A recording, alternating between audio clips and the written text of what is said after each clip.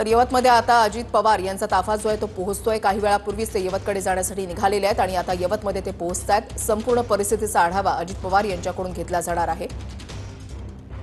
दौंडमधल्या यवतमध्ये आज सकाळी 2 गटामध्ये वाद निर्माण झालेला होता, राडा झालेला होता आणि त्याच्यानंतर या ठिकाणी परिस्थिती नियंत्रणात आणण्यासाठी पोलिसांना मोठा अवधी लागला। उपमुख्यमंत्री अजित पवार आता यवतमध्ये पोहोचलेले आहेत। संपूर्ण परिस्थितीचा आढावा त्यांच्याकडून घेतला जाणार आहे। 2 गटामध्ये झालेला राडा, त्याच्यानंतर पोलिसांना या जमावाला पांगवण्यासाठी अश्रुधुराच्या नळकांड्या सुद्धा फोडाव्या लागलेल्या होत्या।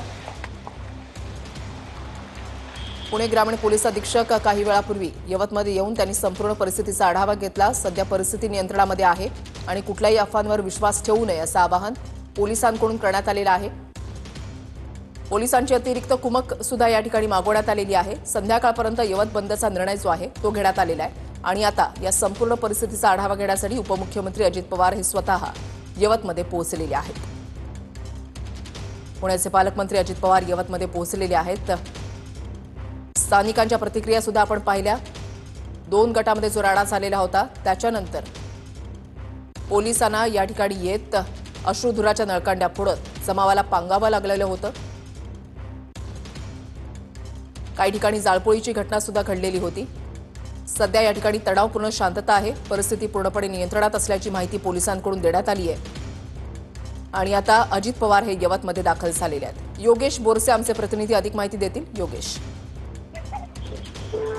विशाली, काही वेळापूर्वीच पालकमंत्री अजित पवार या यवत गावात पोहोचले आणि यवत गावातला आढावा ते आता घेतील आणि सकाळपासून या यवत गावामध्ये तणावपूर्ण शांतता आहे आणि आता परिस्थिती कंट्रोलमध्ये जरी असली तरी पोलिसांचा बंदोबस्त या ठिकाणी वाढवण्यात आलेला आहे आणि अजित पवार यांचा याच यवत परिसरामध्ये अर्थात बरवंड गावामध्ये संध्याकाळी कार्यक्रम होता। मात्र कार्यक्रमापूर्वीच अजित पवार आता यवतमध्ये पोहोचलेले आहेत, कारण या यवत गावामध्ये सकाळपासून जाळपोळ तोडफोड होत होती आणि आता पोलिसांचा बंदोबस्त हा वाढवल्यानंतर आता काहीशी तणावपूर्ण शांतता या ठिकाणी पाहायला मिळते।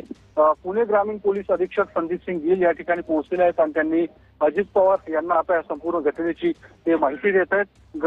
काय नेमकी घटना घडली होती, कारण 4 दिवसांपूर्वी याच यवत गावामध्ये छत्रपती शिवाजी महाराजांच्या पुतळ्याची स्थापना झाली होती आणि त्यानंतर या ठिकाणी ग्रामसभा देखील घेण्यात आली होती। यामध्ये शांततेचं आवाहन गावकऱ्यांकडून करण्यात आलं होतं।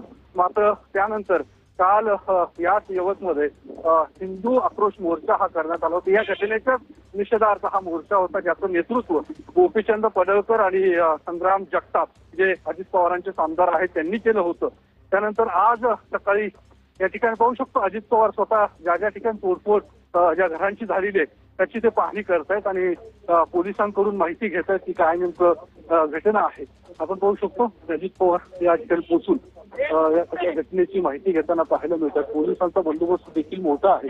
ज्या ज्या ठिकाणी ही तोडफोड जाळपोळ झालेली आहे त्याची ते माहिती घेताना पाहायला मिळतात आणि एकूण काही तणाव या संपूर्ण गावामध्ये पसरल्याचं पाहायला मिळत होतं। साधारणतः 10-11च्या सकाळी जी घटना आहे त्यानंतर अद्यापपर्यंत ह्या संपूर्ण परिसर घुमसताना पाहायला मिळतोय आणि सकाळी जी काही एक पोस्ट जी काही सोशल मीडियावरती व्हायरल झाली होती त्यानंतर हा जो काही संताप आणि आक्रोश होता तो वाढल्याचं पाहायला मिळतं आणि त्यामुळे 2 गटामध्ये या संपूर्ण उद्रेक झाल्याचं पाहायला मिळतं। त्या घरांवरती दगडफेक, गाड्यांची तोडफोड, जाळपोळ या ठिकाणी झाली होती। त्यामुळे पोलीस बंदोबस्त आहे तो देखील वाढवण्यात आलेला आहे।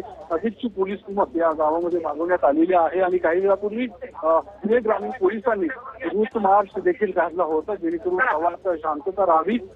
पुणे पोलिसांकडून देखील शांततेचं आवाहन करण्यात आलेलं आहे। स्थानिक आमदार राहुल कुल यांनी देखील या गावकऱ्यांना शांततेचं आवाहन केलेलं आहे आणि काहीच या संपूर्ण परिसरात आता शांतता पसरल्याचं पाहायला मिळतंय। तरी देखील ठिकठिकाणी हा बंदोबस्त तैनात करण्यात आलेला आहे। पालकमंत्री म्हणून अजित पवारांनी देखील इथल्या नागरिकांना शांतता राहावी यासाठी आवाहन केलेलं आहे। मुळात हे जे गाव आहे हे सर्व जाती धर्माचं गाव आहे। या गावात नेहमीच शांतता राहत असते। कधी अशा पद्धतीची घटना या ठिकाणी घडली नव्हती. आज ठीक. पद्धतीची ठीक. घटना या ठिकाणी घडली नव्हती. आज मात्र या ठिकाणी ही घटना घडलेली आहे. त्याचं जे काही मूळ कारण आहे अर्थात शिवाजी महाराजांच्या पुतळ्यांचं विटंबना तोडफोड हे एक मूळ कारण आहे. त्यानंतर आज जी काही सोशल मीडियावरती पोस्ट टाकण्यात आली होती ती पोस्टमुळे अधिकच आक्रमक इथले नागरिक झाल्याचं पाहायला मिळतं आणि त्यामुळे तोडफोड झालेली आहे. आपण पाहू शकतो अजित पवार या ठिकाणी पाहणी करतायत आणि या संपूर्ण घटनेची पोलिसांकडून माहिती घेताना पाहायला मिळतंय. नेमकी घटना काय घडली आणि त्यानंतर काल देखील या ठिकाणी जो मोर्चा पार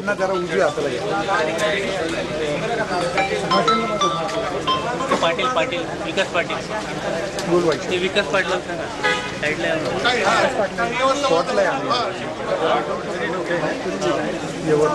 हो विकास पाटील पाटील साहेब हो पाटील साहेब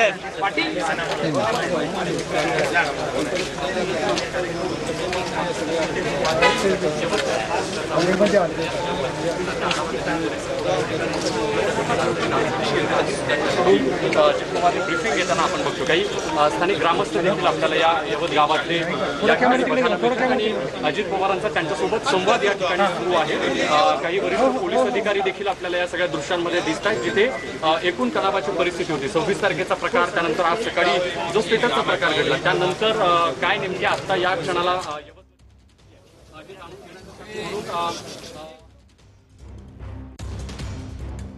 पवारांकडून यवतमध्ये संपूर्ण परिस्थितीचा आढावा या ठिकाणी घेतला जातोय.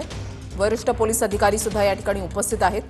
नेमका प्रकार इथून काही किलोमीटर अंतरावर अजित पवार यांची काही वेळानंतर एक सभा देखील पार पडणार आहे. त्या सभेला अजित पवार जातात का हेही पाहावं लागेल. मात्र त्यापूर्वीची ही सगळी दृश्य आपण बघतोय जिथे आपल्याला काही यवत गावातले गावकरी, वरिष्ठ पोलीस अधिकारी या तणावपूर्ण परिस्थितीत पाहणी करताना बघायला मिळतं. सध्या तशी तणावाची परिस्थिती उरलेली नाही, परिस्थिती नियंत्रणात आहे.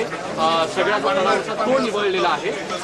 पण आढावा अजित पवारांकडून घेतला जातोय. वरिष्ठ पोलीस अधिकाऱ्यांनी काही वेळापूर्वी जेव्हा आपल्यासोबत संवाद साधला तेव्हा त्यांनी असं सांगितलं होतं की आता सध्या परिस्थिती नियंत्रणात आहे आणि कोणी घाबरून जाण्याचं कारण नाही. आत्ताही देखील तसंच आवाहन काही वेळानंतर जेव्हा माध्यमांसोबत उपमुख्यमंत्री बोलतील ते आपल्याला करतीलच. मात्र त्यापूर्वी नेमकी काय परिस्थिती कंट्रोलमध्ये आहे आता परिस्थिती कंट्रोलमध्ये आहे. यापूर्वी मी सर्व त्या ठिकाणी गावात असताना सुद्धा बाईट दिलेली आहे.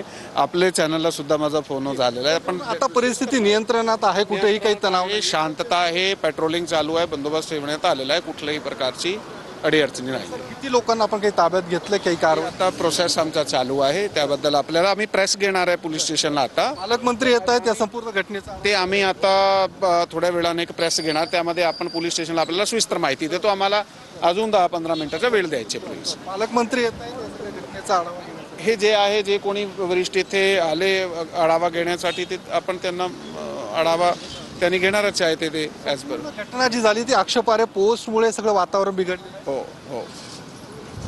तर आपण पाहिलं या सगळ्या पोलीस अधीक्षक, ग्रामीण पोलीस अधीक्षक संदीप सिंग गिल आणि अधीक्षक कुमक देखील या ठिकाणी बोलवण्यात आलेले आहे. पोलीस बंदोबस्त वाढवण्यात आलेला आहे आणि संदीप सिंग गिल त्यांच्यासोबत देखील अजित पवार यांचा संवाद झाला. अजून देखील त्यांची चर्चा जी आहे ती या ठिकाणी सुरू असल्याचं आपण पाहतो. या सगळ्या भागात येत्या काळात नेमक्या काय उपाययोजना केल्या जातील या संदर्भात सगळी चर्चा जी आहे. अजित पवारांकडून यवतमध्ये संपूर्ण परिस्थितीचा आढावा जो आहे तो घेतला जातोय.